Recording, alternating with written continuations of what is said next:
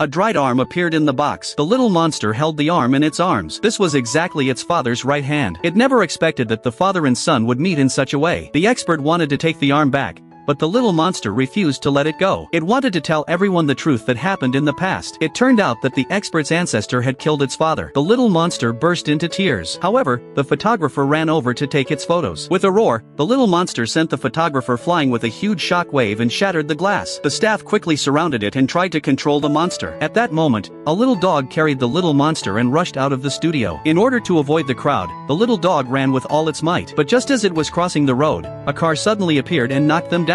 However, no one came to help them. At this time, a large flock of crows circled overhead. The little monster used its superpower to disperse the flock of birds. Then the little monster quickly fled the scene. In order to stay away from humans, the little monster climbed up the Tokyo Tower. It felt that all the humans in the city were terrifying. The sun in the sky was about to dry up the water on the little monster's head, and it became weak. Just then, a dark cloud appeared, and soon it began to rain heavily. A huge dragon circled in the sky but then disappeared into the dark clouds. With the help of the firefighters, the little monster was successfully rescued. Not long after, the little monster received a letter inviting it to live in the countryside. In order not to affect the life of its friend, it planned to stay away from the city and look for its own kind. On the night before leaving, the friend's mother prepared a big meal to see the little monster off and took a lot of photos as a souvenir. The next day, the man drove the reporters away. The boy put the little monster in a cardboard box and quietly mailed it out. But after finishing the formalities, the boy still didn't want to leave. He waited until the evening and watched as the courier came to collect the mail and put the little monster on the delivery truck. At this time, the little monster used the way of superpower communication to tell the boy that what had happened these days was not the boy's fault. There was no resentment in its heart, only gratitude. Before long, the little monster was sent to the seaside in Tokyo. The person who wrote the letter to it seemed to be an uncle on the surface, but in fact, it was a monster disguised as a human. The other party saw the little monster on TV and decided to help it. In this way, the little monster settled down in this place. This place was close to nature and very few humans came here. The little monster believed that there must be other monsters in the world, living in disguise as humans. As long as it didn't give up, it would surely find its own kind one day.